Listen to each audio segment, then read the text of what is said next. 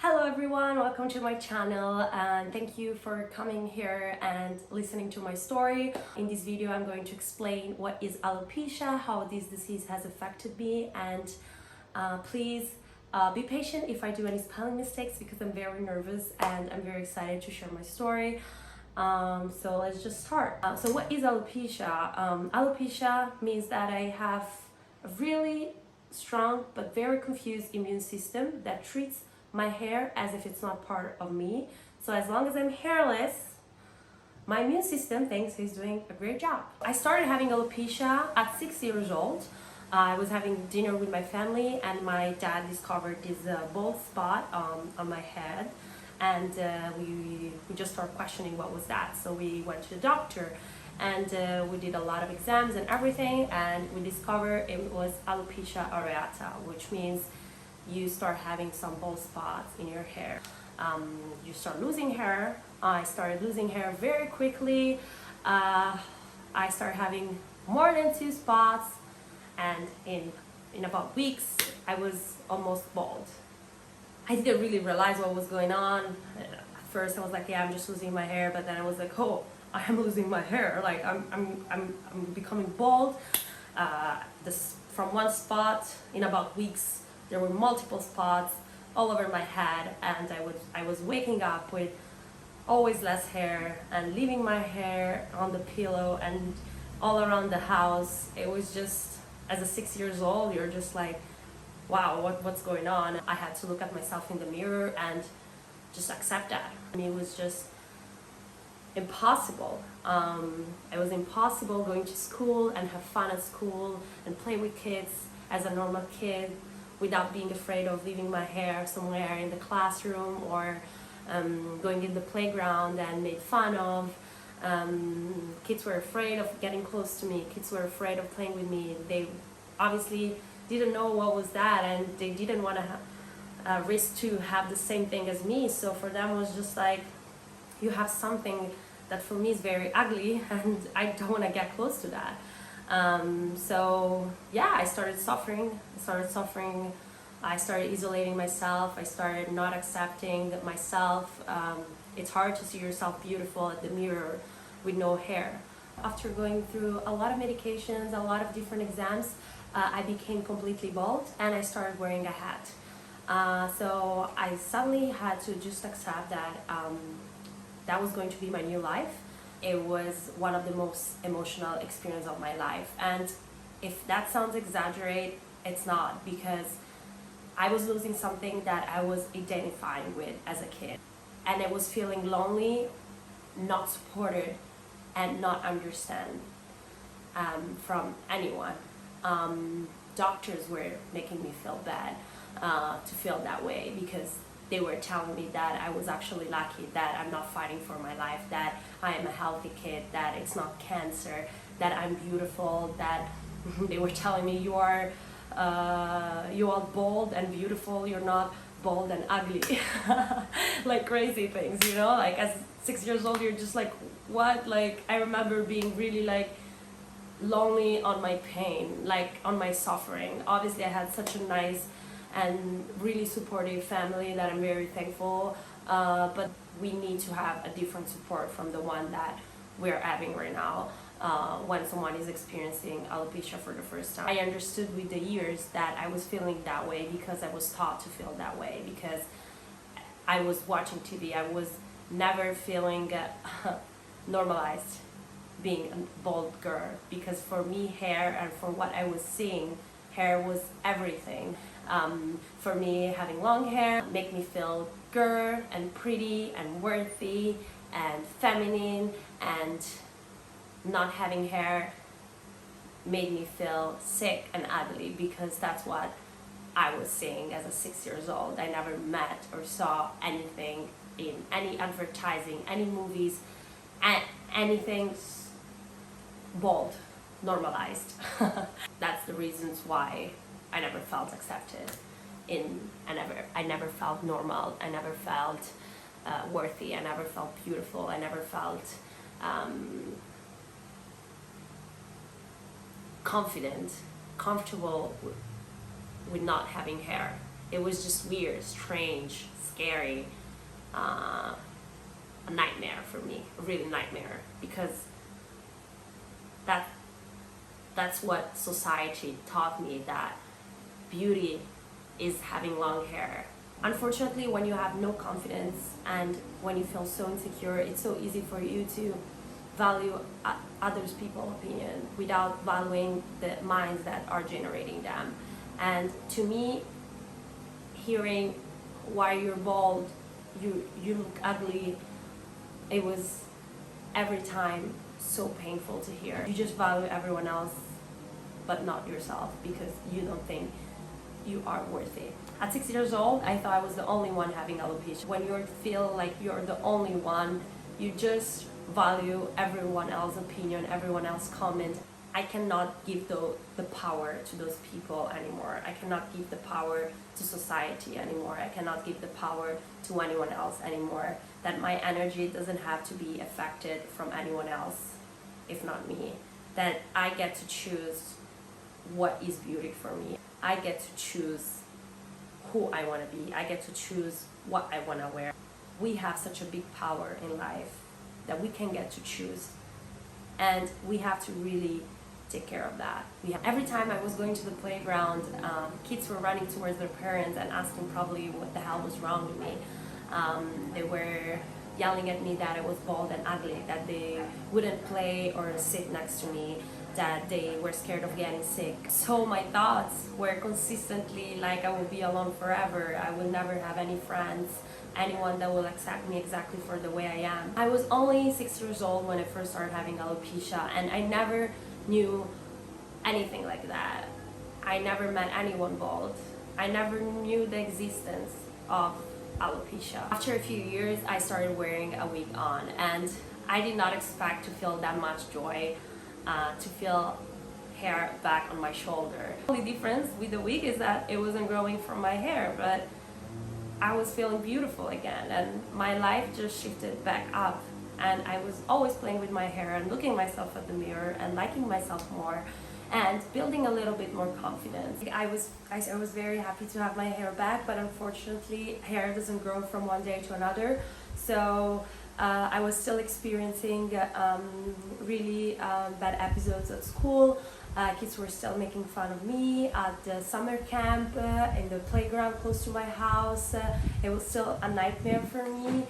But suddenly, after 4 years, my hair decided to grow back up, and I started middle school. That I was having still bald spots, but I could easily hide them. I was having my nice curly hair that I used to love. And then suddenly, when I was 16 years old, I was in the second year of high school, my hair decided to fall again.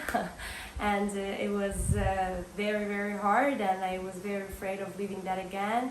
But I discovered another center close to my house that has a prosthesis, which is different from wig. It really sticks on your skin with these stickers, and they can to your head, and it can stay up to 1 month, and then you will just need to clean it and put it back on, and you can live like a normal life. You can go to the beach, you can go to the shower with it. It sticks with you. Like I did skydiving with it. Like you do a really normal life. It's part of you. So I was living a normal life, but with the years I was still feeling empty. Something was missing, but I never felt that I wanted to talk about it. I was afraid of that pain that I used to have. I never met any people. I never looked for people that have alopecia to share my experience with them, and I think that was a big mistake. I think I should have found an alopecia community, and I think that would have helped me to go through it with people that are going through the same thing. I think I did a lot of things that I wouldn't do today in order to make it easier for me to go through it, because I definitely went through it alone. With obviously I had some people in my life that were really helping me through it, but it wasn't the same thing. Today I'm really hoping for a change, And until the 22nd of February of 2023, I remember the day I woke up and I said, I'm not going to wear it anymore as a necessity, but as a choice. I want to be able to choose when to wear it and when not. And since then I haven't put my hair back on. I will at some point if I want to, but it's so nice to not feel any more self-captive by an idea that I have to look a certain way in order to feel beautiful. So I'm very happy to feel this freedom. It's really beautiful, and I'm very, very thankful I did it. I was very afraid of doing it until that day, until I felt those emotions, that kind of freedom. All my fears were there, but they were all like releasing. I was just being me, and I was feeling beautiful. I know we all have a different way of what beauty is and what beauty should look like, but that day I got to decide what beauty is for me. And for me, this is beauty. For me, accepting and loving myself exactly for the way I am, it's beauty. Your vulnerability is your strength. Don't let anyone define who you are and who you should be and what you should look like, but be you. Redefine the words that hurted you in your life, because for me, alopecia went from being bald and ugly to being edgy and unique. I know we're all different, we all go through different pains in life, but we all go through struggles. So take that struggle and really try to redefine it in a different way, because there's always the positive. Even if it was a really delicate side of your life, but you should take it back now in your present and take the beauty of it, because there is always. I am fully free to express who I am, because I don't want to hide it anymore, and I feel every day I wake up I'm more happy that I did this choice. So it took me time to make this video, because I was enjoying all my days here with all my friends and with myself, feeling how I always wish to feel. Beautiful exactly for the way I am, which is something I've been struggling probably for 17 years right now, that I have alopecia, because I have alopecia from 17 years. So it didn't come from one day to another. It took me time, but I'm proud that I'm here today sharing my struggle with you, because I believe in sharing always stories with people in order to receiving stories from people, because I hope to inspire you, but I hope one day you will inspire me in something else. If anyone here is experiencing hair loss, but if you are, I'm here for you. I would love to listen to you. I would love to help you through your fears and struggle, because I believe in going through it together. It's easier sometimes than going through it alone, but sometimes it's also right to just step back from everyone and do it on your own. The most important message for me in this video is that I would like people to take away the fact that hair does not define us. I would like people to show a little bit more respect for the alopecia community and to educate themselves a little bit more on how they can support us in this condition. Because what I felt as a kid, it's because people were not educated about alopecia. And I believe in sharing stories in order to change the kind of situation. And I'm doing this today also because I'm hoping for a change in my community.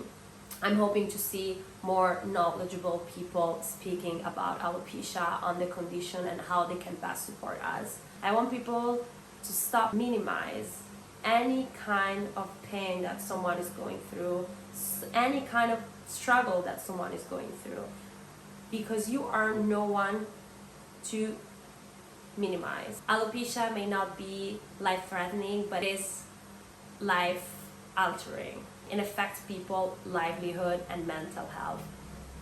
People that suffer from alopecia are going through so much.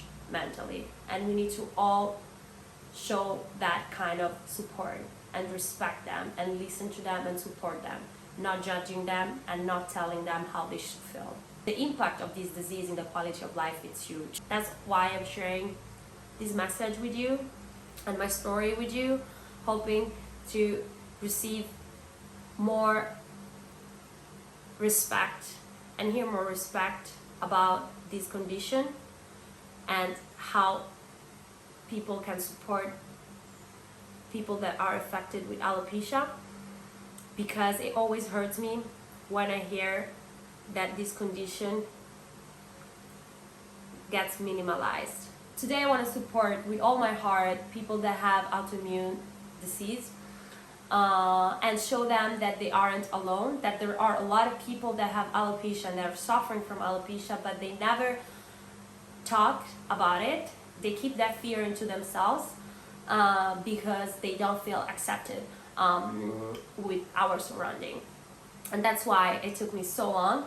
But I know that if we all change, these people can feel free. If we all come together, it'll be easier.